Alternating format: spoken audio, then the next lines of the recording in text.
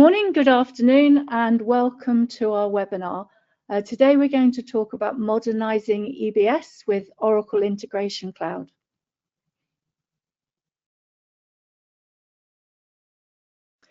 This is the first of a series of webinars which are talking about enhancing eBusiness Suite, which is something that we do a lot of with our customers here at InoApps. This one, as I've said, is about Integration Cloud, and we have one about extending with Oracle Apex and another one about the power of AI with your eBusiness Suite.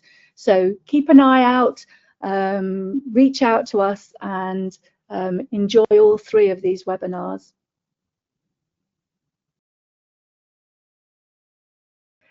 So very quickly, InoApps are a global Oracle-only partner. We implement both technology and applications, both on-premise and cloud, across the world for our customers.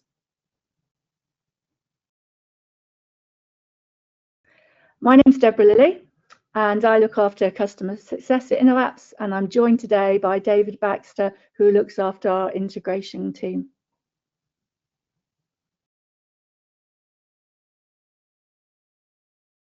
What we're going to do is David's going to give us a quick overview of OCI services and then specifically the integration capabilities.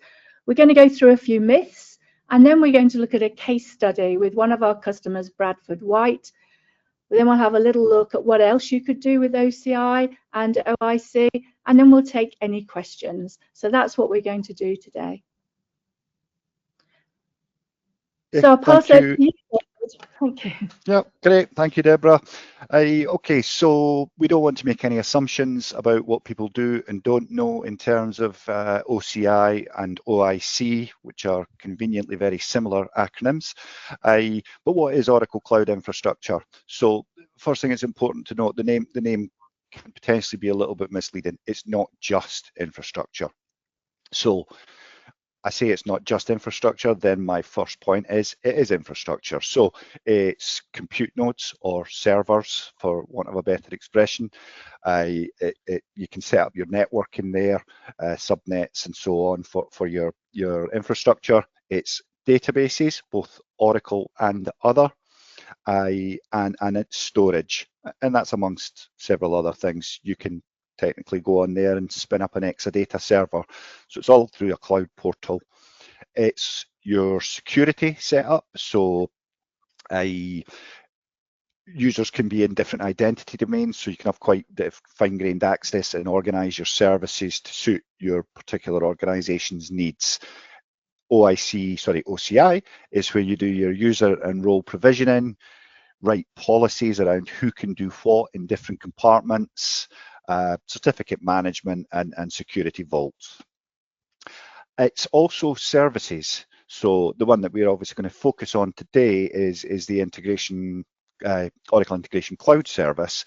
But many of you will know or be familiar with Oracle Application Express or Apex. We can spin up Apex instances in OCI. It's a thing called OCI Functions, which is effectively is like code in the cloud. I'll touch a little bit more on that later. And it's AI services, so things like generative AI, document understanding, speech recognition, vision services, that kind of thing. And finally, it's your monitoring portal. So you may have subscriptions to various different services. You can see and view the metrics around those subscriptions, the health, the status of your services, billing metrics, what your usage was across your different components and so on, and a whole world of reports around those kind of things. And what is, so sorry, there's a quick overview of the current view of the portal. It does change with some frequency, but what you can see there is the things that I've recently visited was some of the stuff around identity, setting up users and so on. I've created an autonomous database. I've been in starting and stopping integration instances and so on. So it's all managed from that central portal. Then what is Oracle Integration Cloud, or OIC as we'll refer to it? So first and foremost, it's integrations. It's Oracle's enterprise middleware solution for building integrations. So configuring your connections. A lot of the functionality is built around the concept of adapters, and in terms of an e-business audience, I've called out probably 3 that would be of most interest. So there is an Oracle e-business adapter, which exposes the core database, the tables, the structure, stored procedures, jobs to be run, bulk data imports, and so on. The straight up Oracle database adapter, so that doesn't necessarily have to be an e-business, that could be any database, and the source suite adapter. So again, we'll talk a little bit more about that in a moment. It's a low-code framework, so a mapping canvas with largely drag and drop functionality, but it's underpinned by XSLT, so you can get quite sophisticated with the code if the drag and drop functionality can't quite achieve what it is you need if you're doing some more complex things. It's your integration scheduling, and it ships with a server. There's still a lot of file-based integrations, especially in the financial space, and it's really convenient that the file server is packaged up with OIC and managed from within OIC. It's got fully functional B2B trading partner functionality. That's the bit we're going to focus on with the case study today, so won't touch too much more on that. Applications. So if you want to extend your e-business suite, there's a tool called Visual Builder Cloud Service, which allows you to build web and mobile applications or ERP extensions. It's when we have use cases around this space now, it's a very valid choice now between is Visual Builder Cloud Service or is Apex the more suitable tool for this job. And finally, again, specifically in the integration space, it's observability. So what activity is going through your integrations? What is the health of your integrations? Is there anything in the error hospital? And then some really rich B2B tracking functionality. So that's a quick overview of the tools that we're going to be talking about today. And there is the current iteration of Oracle Integration Cloud. We're on generation 3 of Oracle Integration Cloud, and it's come a long way in the probably 7 or 8 years it's been around when it was initially called Integration Cloud Service. It's a very strong, robust, usable tool. Okay, we're going to take a look at some common misconceptions. So before we start looking at that case study, one of the things that I get from people all the time when we're talking about OCI services, oh, well, I'm not on OCI, so I can't use this. So as we're saying, OCI services can be used by EBS on-premise customers or EBS hosted customers. The 3 adapters that I called out make that whole process a lot easier. Everything is protected on what's called a connectivity agent, so you don't, even if you want to communicate OIC to either directly to your Oracle eBusiness database or via the EBS adapter, you can use a thing called a connectivity agent. That means you don't have to open up firewalls and so on and expose your eBusiness to the outside world. The connectivity agent securely puts all the communication into the hands of the eBusiness server. So that's great, but does that mean that I can only use it to connect Oracle systems? No, OIC can be used to connect any system. Oracle doesn't have to be one of the endpoints. We have use cases where the intention is that OIC is brought in as part of an Oracle project, but then there might be things like a concur expenses to Workday integration if they're using that for HR and they've got Oracle ERP. So it can be used as any other middleware can to connect to any 2 systems.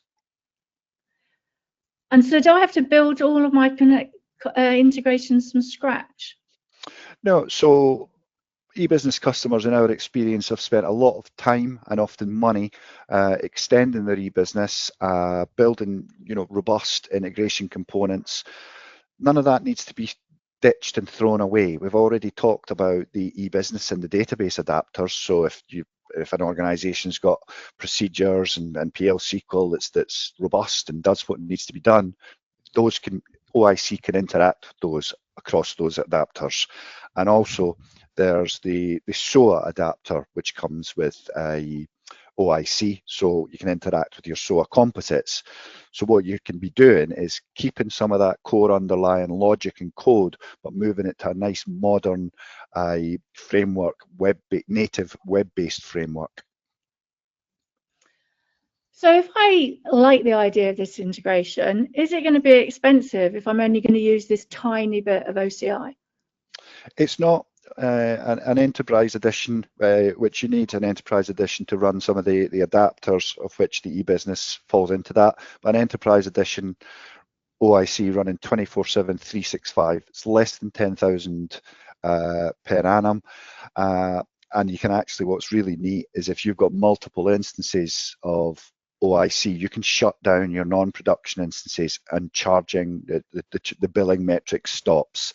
There's no connection-based licensing or anything like that. It's essentially a metered service based on what's called message packs with a very low cost of ownership. Thank you, David. So we're going to talk about one of our customers, Bradford White.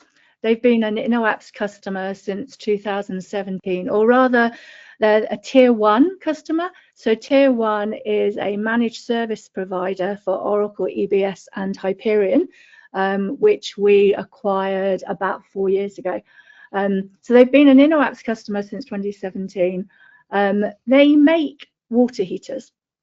Which their website talks about built to be the best. It's in general, it's a B2B model. They're selling to house builders, to plumbers, and then they are fitted into organizations. But they've moved on. Well, sorry, if we go back one slide, sorry, David. They are a family of companies now. They've acquired a few other companies in their area, which adds to the services that they provide to their customers. And as you can see from the map, they are across the US.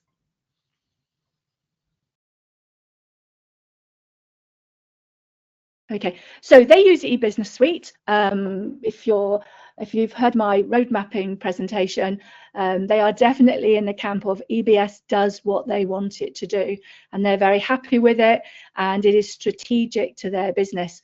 And they're using it through finance, all the way down through procurement and into manufacturing. But you can see on the top right-hand side of this slide that they're also using Oracle Transportation Management, which is one of the cloud products from Oracle. And actually, this is probably where they first heard of Integration Cloud. It would have been talked about during the sales process for that transportation management. And they are running release 12 of eBusiness Suite on-premise in their own data center.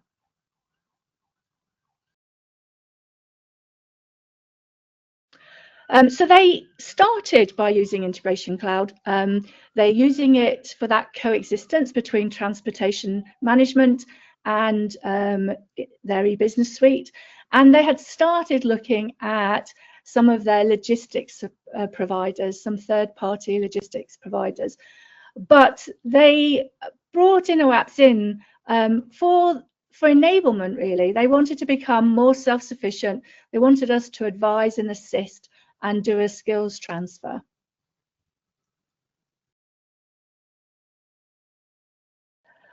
And yeah, I'll pass this over to David, because this is where David's team came in and what they started to do with the customer. Thanks. Yep, so for the EDI communication, their landscape was that they're using third parties, which is quite a common approach to this to the problem. It came at a high cost of ownership. There's obvious third-party dependencies there around onboarding new trading partners, and then there's also with any third-party dependency, there's a potential of vendor lock-in. So even if they wanted to consider new partners or a new provider, it takes a long time to get things up, running, and stable. So it's often easier not to change. So then we had an interim position where Bradford White themselves, this was before InoApps and Bradford White formed a relationship, they put an interim solution in whereby they used XML Gateway on eBusiness and simply used OIC as a delivery mechanism, a transport mechanism. But this lacked the full end-to-end visibility of things like functional acknowledgements. It was a lengthy onboarding process because the XML Gateway piece of that is quite complex, and they found that it was quite error prone. So then the solution that we've ended upon is to implement OIC B2B trading partner mode. Now that comes with native out the box with native document format support. So all the well-known formats, Edifax and so on, and all the different versions of these documents are all preloaded. They're all there in OIC. It supports all the different communication protocols, file transfer, HTTPS, Rosetta, etc. What we put in place for them, and we'll illustrate this in a moment, is a reusable framework. The purpose of that being to first off, for faster onboarding, but also, and we touched on this on a previous slide, this concept of self-sufficiency. There was no point in Bradford White going from being third-party dependent on an EDI provider to be third-party dependent on InoApps. So there's very much a collaborative approach whereby we've built the framework, we've introduced the components, and we'll take you through this in a moment, but onboarding a new partner can be done by the customer themselves. It has very high visibility and tracking end-to-end on document transfers, and it's proven to be a very, very robust solution. So what does it look like? So on the left-hand side, the yellowy, peachy boxes, they're essentially framework components. They don't change. They're not trading partner specific. They are they're permanent pieces that simply need some metadata added when a new trading partner gets onboarded. Then what we've got for each trading partner, you would typically have an inbound handler and an outbound handler for the documents, because they're pointing at different endpoints. There may be slight nuances to them, even though this is industry standard communications. So what's the basic B2B OIC process? Now this is the whole thing. So some of this is one-time setups. So 1, 2, and 3 are largely one-time setups. So defining the host profile, we'll go through these in a little bit more detail in a moment. Defining schemas is an optional one-time setup if the trading partners are only using industry standard documents or industry standards like Edifac and so on, there's no need for this step. But if you come across a trading partner who has a specific proprietary schema, then the B2B model lets you either import that or create that using the tools in OIC. And then defining the documents, what are we actually sending back and forward? Are we doing advanced shipment notifications, purchase orders, invoicing? So the documents are defined. The next 3 steps are partner by partner. So defining a new trading partner, what are the contacts, what are their identifiers so that you know who you're getting documents from and so on. What transport mechanisms are you using for that specific partner, and then setting up the connections and so on to their endpoints. Then there's a configuration of integrations. Now I'm saying configuration of integrations, but actually what it is copying of integrations. We'll touch a little bit more on that in a moment. And then enablement, obviously testing and so on, but enablement and tracking of the EDI comms.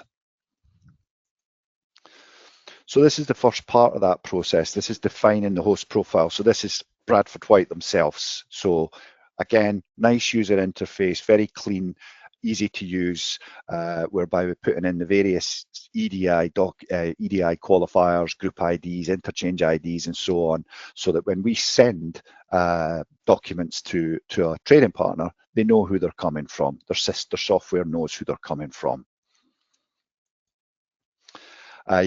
Then we've got the definition of the documents, and as you can see there, as I alluded to, we've got a a whole heap of different document standards, and there's actually another drop down there. So we would pick Edifact as the document standard. Then we would say, right, what type of document is it, and what version of that document is it? So there's real full coverage for all of the industry standards. And as you can see there, it's Rosetta Net was added in the last I think 18 months or so.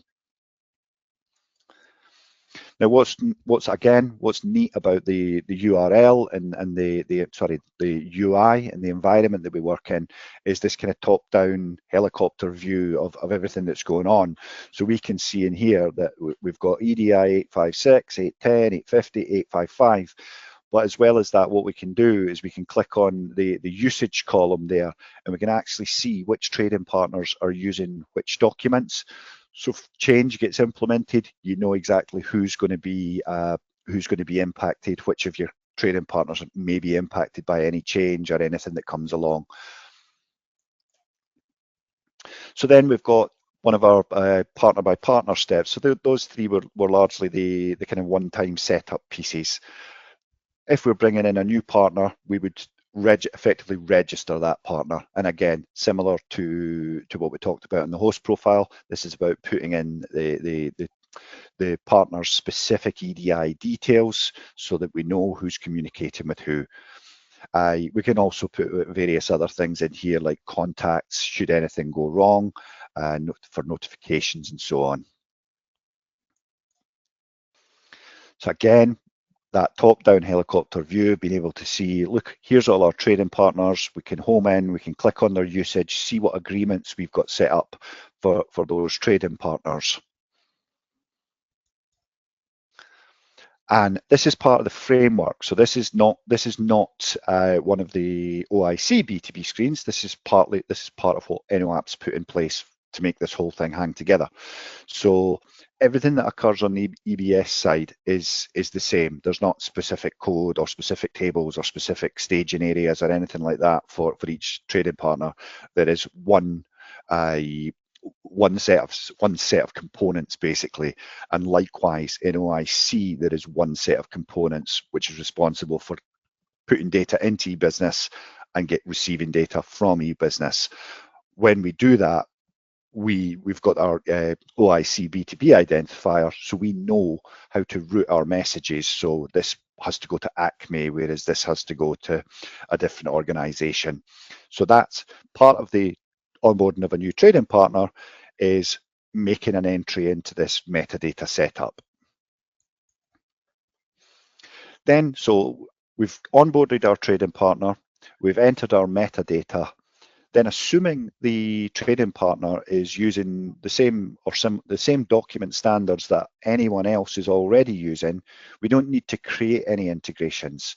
All we need to do is take copies of the integrations, so the outbound processors, the inbound processors for the different documents, and repoint them at the trading partner specific connection endpoint, which can be done literally at the click of a button. Obviously, if a new trading partner is, and you're introducing a new document standard, there'd be a little bit more setup involved. But largely speaking, these are the three main document standards that we're looking at here: the 810, the 856, and the 855. So that onboard trading partner onboarding can be a very quick and slick process. Okay, so once we've done all that, we've got it all set up, and we're in enablement mode. There's full rich tracking functionality that exists in OIC just out of the box. Nothing needs to be done. So we can see here at a dashboard level, in the past month, we've processed 9,507 documents. We've got an error rate of 3.4 in the past 24 hours. This is a test environment. All that really relates to is functional acknowledgements haven't been sent. We can see how many trading partners we've got, and what we can see as well, which is useful for planning purposes and forecasting purposes, is we can see our peaks and troughs. We can clearly see that there's certain points where we're sending more data, sending and receiving more documents. So a useful management tool as much as anything else. Then we've got more detailed tracking. So this might be more around the business users or potentially even if something's needing debugged. So we can see here each of our documents that we've processed. We can clearly see that that was an outbound document, whereas that was an inbound document. And this little icon here is really useful. That confirms to us that the functional acknowledgement has been sent or received.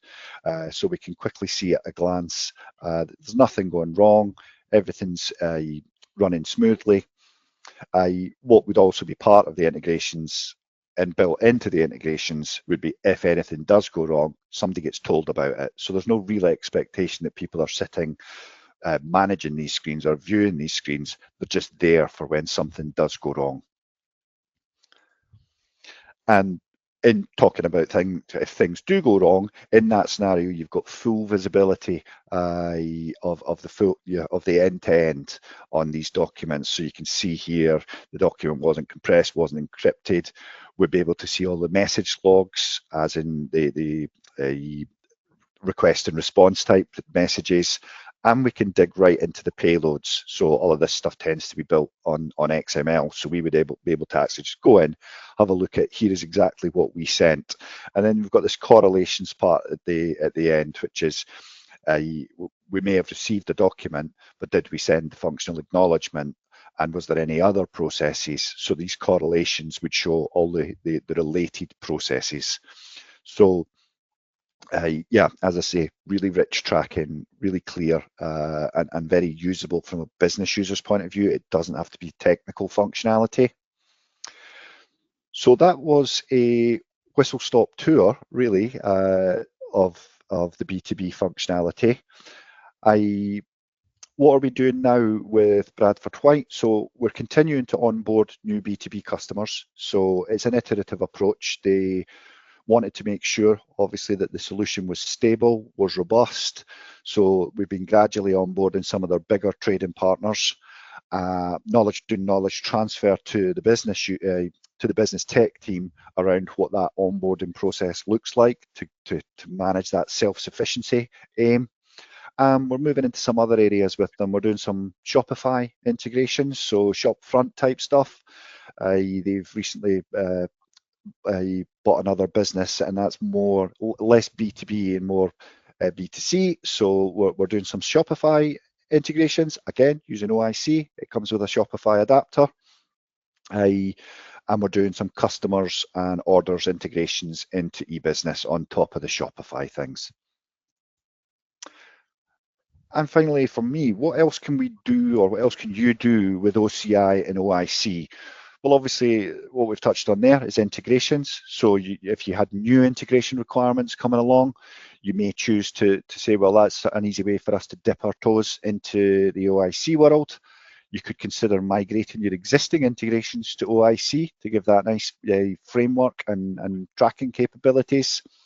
I won't touch too much on this, but OCI functions are very powerful. It's basically putting code in the cloud and making it REST enabled. So could be Java, could be Python, could be Node.js, whatever that looks like, and it's essentially putting it into the cloud to make it invocable for anywhere that can call a REST API. Applications, so a viable alternative to Oracle Application Express, as I've touched on before, is Visual Builder Cloud Service, and some of the AI services. So the AI services, again, the whole OIC and OCI world is built around APIs. So you've got the ability to call on an AI service in OCI across a REST API, whether that be for document understanding, generative AI, or some of the vision services. So those are some of the things that could be on the roadmap. So I don't have any questions for you, David, so you might be off the hook here, but I've a couple of things to wind up with. So if anyone does have a question, type it into the questions and I'll grab him before we go. But if we moved on to the next slide, if we go to, Oracle's AI world is coming up, and this is going to be one of a few examples that we are showing on an OIC panel session. So we'll be talking about another customer who's using it from cloud, but we'll also be using this one. And I'm really pleased that Bradford White themselves will be at AI World with us. We've also got some sessions around modernising EBS. And then we have a roundtable as well. So we have a number of roundtables and a couple of sessions in the main agenda around EBS. We have a whole series of blogs. We've got a phenomenal technical team and EBS support team who've written a number of blogs around EBS. So have a look at those on our website. And as I said at the beginning, this is the first in a series of EBS modernisation. The next one is on Apex. So whilst Visual Builder is a viable alternative, Apex is going nowhere. And we've got our next webinars about that. And then the final webinar in this series is around how we're using AI with eBusiness Suite above and beyond the Ask EBS that Oracle have delivered. And I think we got one more slide. Yeah. So if you have any questions, we haven't had any questions put in online, but if you've got any questions, get in touch with us, info@inoapps.com, or just ping us, and we'd love to have a chat with you and talk about how Integration Cloud could help you and your EBS estate. So thank you very much, David, and thank you everybody for listening. Thank you.